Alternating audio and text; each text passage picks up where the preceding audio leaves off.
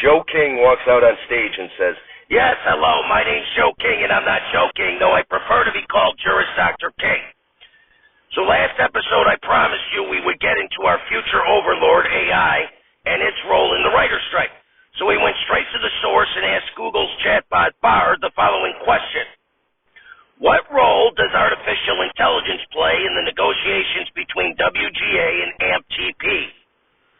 Bard's answer was the following, and I'm going to try to give it a voice here. Artificial intelligence is playing a significant role in the negotiations between the Writers Guild of America and the Alliance of Motion Picture and Television Producers. The WGA is concerned that AI could be used to replace human writers, and it is seeking to negotiate protections for its members in this area. The AMP-TP, on the other hand, sees AI as a potential tool to help writers be more productive, and it is reluctant to agree to any restrictions on its use. The WGA's concerns about AI are not unfounded, so here AI is going to puff out its chest and brag. Bard says, there have been a number of recent developments in AI that have the potential to impact the writing profession. For example, Google's AI-powered language model, Lambda, has been shown to be capable of generating realistic and creative text, including poems, code, and scripts. This suggests that AI could be used to automate many of the tasks that are currently performed by human writers. The AMP-TP, on the other hand, argues that AI is not a threat to human writers. It points out that AI is still in its early stages of development and that it is not yet capable of replacing human writers in all areas.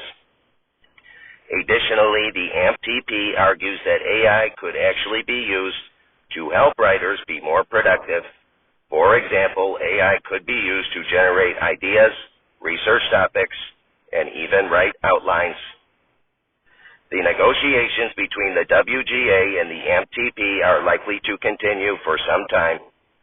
It remains to be seen whether the two sides will be able to reach an agreement on AI. However, it is clear that AI is a major issue that will need to be addressed in the future. Here are some of the specific proposals that the WGA has made regarding AI. The WGA wants to ensure that AI-generated content is not used to replace human writers. The WGA wants to ensure that AI-generated content is not used to undermine the bargaining power of human writers.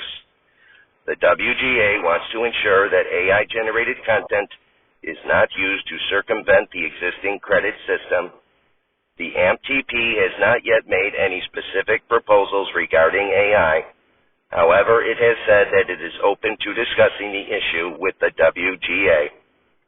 So there you have it. The writers don't want to turn into McDonald's workers and be replaced by robots, while the AMP-TP is just biding its time until that happens. Scary stuff, okay? Anyway, on a brighter note, this past Friday I had the chance to see Tina Fey and Amy Poehler perform at the Rosemont Theater outside of Chicago. Applause, applause, applause. King. And yes, it was an amazing performance. Before Tina and Amy came out, Molly Carney, an SNL rookie cast member, performed as the opening act, and boy, was they great. Shit. Boy, was they great. Doesn't sound right here. How about, and non-binary, was they great? No, they really was very funny, and it was a pleasure to see them perform. And that was followed by Tina and Amy, who each gave stand-up sets throughout their performance and talked about having been friends for 30 years, which was nice. Okay, so they started off in the 90s. Dressed 90s-ish and mentioned Second City, where my alter ego Tom Murphy is currently taking classes, and they actually did a little improv, which was wonderful.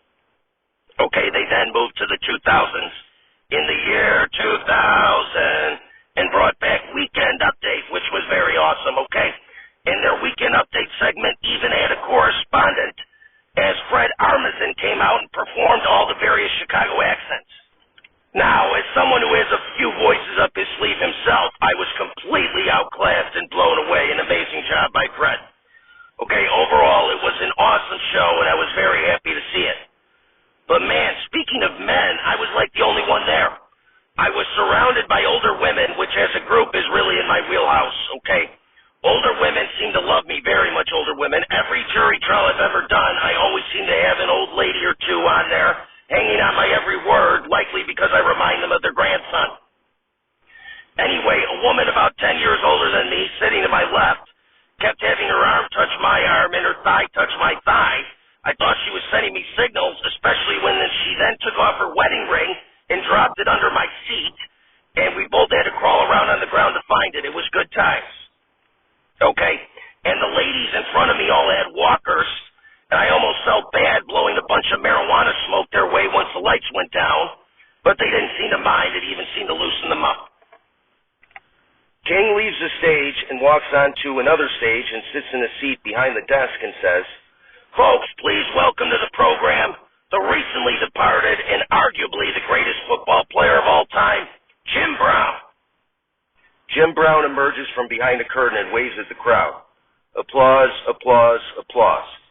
Brown walks over and sits in a seat next to King's desk.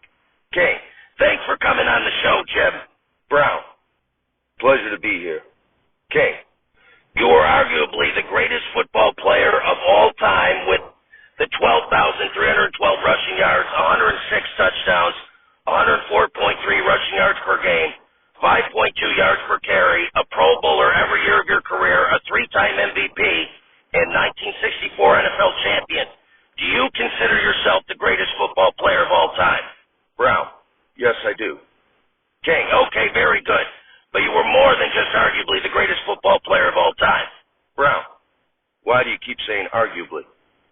King, "Well, there's some argument for a few others: Walter Payton, Joe Montana, Lawrence Taylor, Jerry Rice, Peyton Manning, Tom Brady."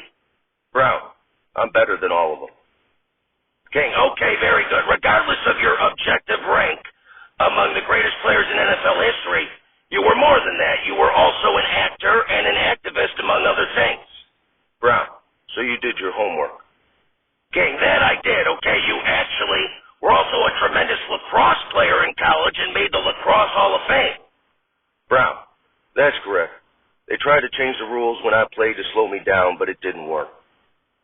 King, "Okay, very good. Now, you retired from the NFL at only 30 years old at the top of your game. Why was that?"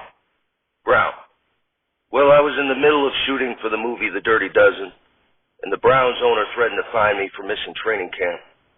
But more than that, I wanted more mental stimulation than I would have gotten from continuing to play football. Plus, I wanted to have a hand in the struggle that was taking place in our country at the time, and I had the opportunity to do that at that time." King, "Now, when you say struggle taking place in our country, you're not referring to your movie career, correct?" Brown, "No. I'm referring to the civil rights movement that was taking place at that time in our nation's history." King, "Okay, very good. Now, a lot of people talk the talk when it comes to civil rights, but you really put yourself into action, correct?" Brown, "That's right. In June 1967, I organized the Cleveland Summit, which was in support of Muhammad Ali, who refused to be drafted for the Vietnam War. Other famous black athletes also attended, including Bill Russell and Kareem Abdul-Jabbar, then known as Lou Alcindor. And in 1966, I founded the Negro Industrial Economic Union, later named the Black Economic Union, to help promote economic opportunities for minority-owned businesses." King, "Now, how was the Black Economic Union different from other civil rights activism around that time?" Brown, "I was of the impression that blacks had to stop wasting all our energy and money marching and picketing and going to things like camping down in Washington on a poor people's campaign. I felt blacks had to get off the emotional stuff and do something that would bring about real change. We had to have industries and commercial enterprises and build our own sustaining economic base." King, "Very good. Now, at this time, you were also a bit of a movie star, correct?" Brown, "That's right. I was in over 50 television and film roles throughout my life, and I'm proud of that aspect of my life." King, "You even got to star with the beautiful Raquel Welch in 100 Rifles." Brown, "That's right. It was fun and paid pretty well." King, "Very good. Now, what was the watch truce?" Brown, "In 1988, I founded the American program, an organization dedicated to stopping gang violence and helping individuals take charge of their lives and achieve their full potential. And it was through that program that I facilitated the watch truce between rival street gangs in Los Angeles. King, excellent work. Brown, is this a puff piece or something? I thought you were supposed to ask the tough questions. King, oh boy, come on, Jimmy, you just died. Brown, did I say you could call me Jimmy? King, okay, Mr. Brown, I was going to ignore this part, but since you insist, you did a full frontal nude spread for Playgirl, correct? Brown, that's right. King, now I didn't go look up the pictures, but did the carpet match the drapes? Brown rolls his eyes.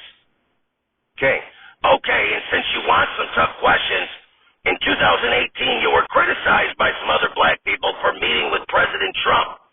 Do you regret doing that? Brown, hell no. King, okay, because my understanding is that some people really despise that man.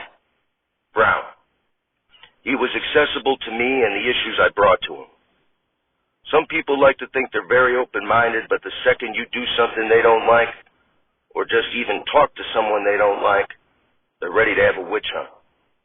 King, okay, very good. Now, you said you wanted some tough questions. Okay, there is a claim on your Wikipedia page that you were arrested 7 times for assault. Brown, that's right. King, however, you were never found guilty of a major crime. Brown, correct. King, so let me ask you, were you a guy with a temper problem, or instead were you a famous black man involving himself in the middle of the civil rights movement and people were out to get you? Brown, I think both things can be true. I'll just say this. There is no excuse for violence. There is never a justification for anyone to impose themselves on someone else. And it will always be incorrect when it comes to a man and a woman, regardless of what might have happened. You need to be a man enough to take the blow. That is always the best way. Do not put your hands on a woman.